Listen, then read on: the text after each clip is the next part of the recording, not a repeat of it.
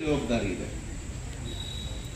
ಮಹಿಳಾ ಸ್ವಾತಂತ್ರ್ಯವನ್ನು ಅವ್ರು ಹೇಗೆ ತಿಳ್ಕೊಂಡಿದ್ದಾರೆ ಅಂತ ಹೇಳಿದ್ರೆ, ತನ್ನ ಹದಿಹರೆಯದ ಯೌವನದ ವಯಸ್ಸಿನಲ್ಲಿ ತನ್ನ ಹೆಂಡತಿಯ ಜೊತೆ ಹೇಗಿತ್ತೋ ನನ್ನ ಮಗಳು ಹಾಗೆ ಸಭ್ಯಳಾಗಿರ್ಬೇಕು, ವಿನಮ್ರಳಾಗಿರ್ಬೇಕು, ನಾವು ಹಾಕಿದ ಲಕ್ಷ್ಮಣ ರೇಖೆಯನ್ನು ದಾಟಿ ಹೋಗಬಾರ್ದು ಅಂತ ಪರಿಸ್ಥಿತಿಯಲ್ಲಿ ಇದೆ. ಇದಕ್ಕೆ ಹೊಣೆ ನೀವಲ್ಲ ಅಥವಾ ನಾವು ಅಲ್ಲ, ಈ ಸಾಮಾಜಿಕ ವ್ಯವಸ್ಥೆಯಲ್ಲಿ ಬೆಳೆದಂಥ ಪರಿ. ಅದಕ್ಕಾಗಿಯೇ ನಮಗೆ ಪೂರ್ವೇತಿಹಾಸವನ್ನು ತಿಳಿಲಿಲ್ಲ ಅಂತ ಹೇಳಿದ್ರೆ ಅದಕ್ಕೆ ಉತ್ತರ ಕಂಡುಕೊಳ್ಳೋದು ಸ್ವಲ್ಪ ಕಠಿಣ ಅನಿಸುತ್ತೆ. ನಾವು ಅದೇ ಜಾಡಲ್ಲಿ ಹೋಗಿಬಿಡ್ತೇವೆ. ಏನು ಪೂರ್ವೇತಿಹಾಸ ಅಂತ ಹೇಳಿದ್ರೆ, ನೀವೇನು ಎಲ್ಲರೂ ಹಿಸ್ಟ್ರಿಯನ್ನೇ ಓದಬೇಕು ಅಂತಿಲ್ಲ.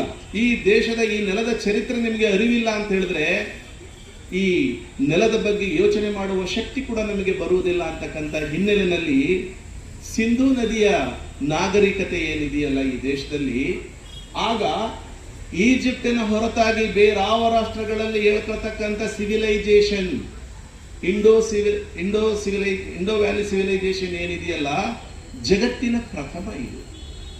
ಹರಪ್ಪ ಮಹೇಂಜೋದಾರದ ಏನು ಈ ನಾಡನ್ನ ಅಥವಾ ಈ ರಾಷ್ಟ್ರಕ್ಕೆ ಒಂದು ಕೊಡುಗೆಯನ್ನು ನೀಡಿದರಲ್ಲ, ಸಾಂಸ್ಕೃತಿಕ ಕೊಡುಗೆಯನ್ನು ನೀಡಿದರಲ್ಲ, ನಗರ ನಿರ್ಮಾಣದ ವ್ಯವಸ್ಥೆಯನ್ನು ಮಾಡಿದರಲ್ಲ, ಜಗತ್ತಿನ ಯಾವ ರಾಷ್ಟ್ರದಲ್ಲಿ ಇಲ್ಲ.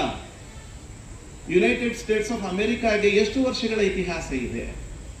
ಆದರೆ ಒಂದು ಪುಟ್ಟ ರಾಷ್ಟ್ರ ಇಂಗ್ಲೆಂಡ್ ಭಾರತವನ್ನು ಸರಿಸುಮಾರು 250 ವರ್ಷಗಳ ಕಾಲ ತನ್ನ ಕಬ್ಜೆಗೆ ತೆಗೆದುಕೊಳ್ತು. ಮೊಘಲರು ಈ ರಾಷ್ಟ್ರಕ್ಕೆ ಬಂದು ದಾಳಿಯನ್ನು ಇಟ್ಟರು.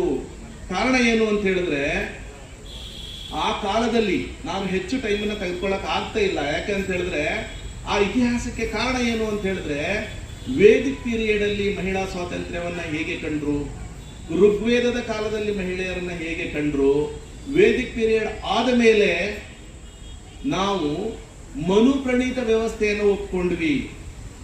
ಸರಿಸುಮಾರು ಕ್ರಿಸ್ತಪೂರ್ವ 2ನೇ ಶತಮಾನ, ಕ್ರಿಸ್ತಪೂರ್ವ 1800ರಿಂದ 2800, ಅದು ಡಿಸೆಂಡಿಂಗ್ ಆರ್ಡರ್ ಅಲ್ಲಿ ಬರ್ತದೆ. ಅದು ಬಂದಂತ ಆರ್ಯರು ಅರ್ಥಾತ್ ವೈದಿಕರು, ಇವತ್ತೇನು ನಾವು ವರ್ಣಗಳನ್ನಾಗಿ ಕಾಣ್ತೇವಲ್ಲ, ಅವರು ಈ ದೇಶಕ್ಕೆ ತಂದ ಒಂದು ಗಂಡಾಂತರ ಯಾವುದಿದೆ ಅಂತ ಹೇಳಿದ್ರೆ ಅದು ಮನು ಪ್ರಣೀತ ಧಾರ್ಮಿಕ ವ್ಯವಸ್ಥೆ.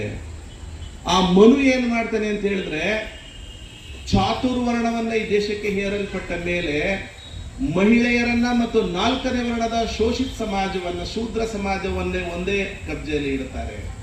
ಮಹಿಳೆಯರಿಗೆ ಯಾವುದೇ ಸ್ವಾತಂತ್ರ್ಯವನ್ನು ಕೊಡುವುದಿಲ್ಲ. ಅಧ್ಯಾಯ 5 ಶ್ಲೋಕ 198, 199 ನೀವು ದಯಮಾಡಿ ಓದಿ, ನನ್ನ ಹತ್ರ ಇದೆ, ಓದಿ.